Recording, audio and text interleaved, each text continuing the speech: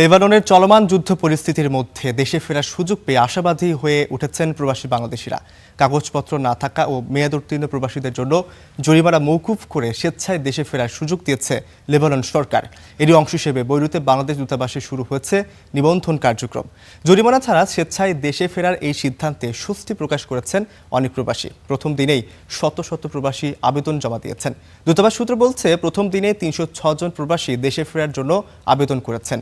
আগামী ১৪ মে থেকে দ্বিতীয় ধাপে নিবন্ধনও শুরু হবে। একই সঙ্গে নিবন্ধনকে কেন্দ্র করে দালাল চক্র ও আর্থিক প্রতারণা থেকে সতর্ক থাকার আহ্বান জানিয়েছে দূতাবাস। যুদ্ধের অনিশ্চয়তার মধ্যে এখন দ্রুত ও নিরাপদে দেশে ফেরার অপেক্ষায় প্রবাসীরা। নিবন্ধন কার্যক্রম চলাকালে বিভিন্ন রাজনৈতিক, সামাজিক ও আঞ্চলিক সংগঠনের স্বেচ্ছাসেবক কর্মীরা প্রবাসীদের ফর্ম পূরণ, তথ্য যাচাই ও সার্বিক সহযোগিতা করেন।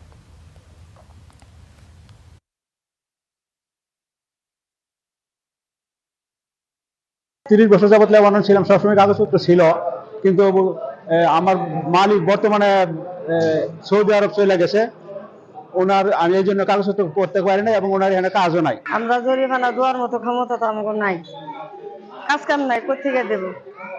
অনেক দূতাবাসের সহযোগিতায় আমরা স্বইচ্ছায় দেশে যাইতেছি।